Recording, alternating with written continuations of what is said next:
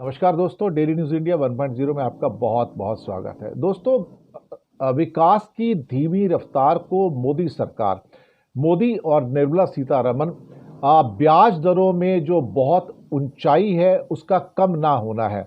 और शक्तिकांता दास जो कि आरबीआई के गवर्नर हैं, वो लगातार महंगाई को नियंत्रण करने के लिए अपने प्रयासों के अंदर कार्यरत हैं और वो नहीं चाहते कि जब 11% की खाद्य महंगाई हो तो मैं उस समय ब्याज दरों में कमी लेके आऊं।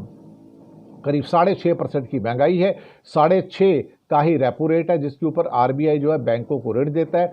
इससे निर्मला सीतारमण, पीयूष गोयल और बाकी लोग बड़े नाराज नजर आ रहे हैं। दरअसल नाराजगी मोदी की भी है कि आप ब्याज दरों को कम क्यों नहीं कर रहे हैं।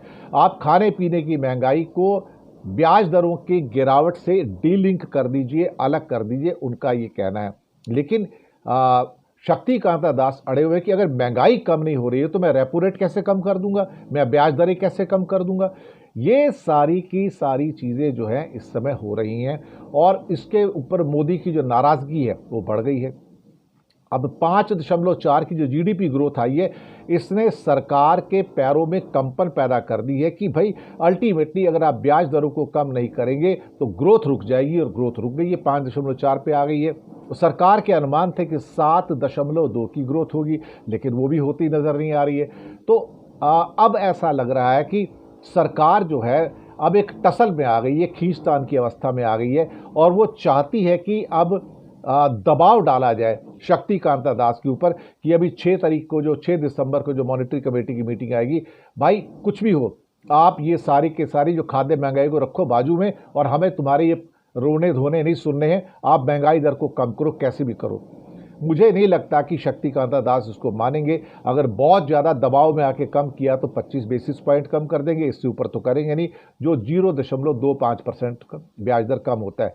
लेकिन अगर 11% की महंगाई है, खाद्य महंगाई है, 6.5% की नॉर्मल महंगाई है, तो शक्तिकांता दास भला ये निर्णय क्यों लेंगे, क्यों दबाव के अंदर आएंगे। और इससे पहले भी तो इतनी सारी दरारें हो चुकी हैं, ऐसी कोई पहला तो हुआ नहीं है। इसके कारण जब सरकार ने बहुत सारा रिजर्व मांगा था, खासतौर से मुझे पैसे दो, एक्स्ट्रा पैसे दो, नोट छाप के पैसे दो, तो तब उर्जित पटेल ने इस्तीफा दे दिया था और तब फिर एक कमेटी बना के सारा गोलमाल करके आरबीआई से पैसा ले लिया गया था। तो ये मोदी सरकार की तो यही है ना, दादागिरी चलती है उनकी। तो क्या क्या कि जैसे अंडरवर्ल्ड काम करता है, माफिया काम करता है, उस ढंग से काम करते हैं।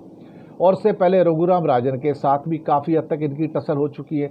तो ये कोई नई बात तो है नहीं यहाँ पर। तो मुझे लग रहा है कि ये टसल जो है और बढ़ सकती है अगर इस बार कहीं शक्तिकांता दास ने नहीं किया। तो फिर मुझे लगता है कि शक्तिकांता दास को हटा दिया जाएगा। उनका वैसे भी 6 साल का टेन्योर पूरा होने को है और उनको पहले जो सोचा जा रहा था कि 3 साल की एक्सटेंशन देंगे, नहीं, अब ऐसे व्यक्ति को लेकर आया जाएगा वहाँ पर जो मोदी सरकार की बात सुने, हाँ में हाँ मिलाए और उसके बाद मॉनिटरी कमेटी के अंदर जितना ब्याज दरें कम करनी है वो करके एक किस्म से कहा जाए इकोनॉमी को रिवाइव करने की कोशिश जो है, ये मुझे लगता है कि एक दबाव डालने की और गुंडागर्दी की कोशिश है और ये नहीं होनी चाहिए। शुक्रिया आपका बहुत बहुत।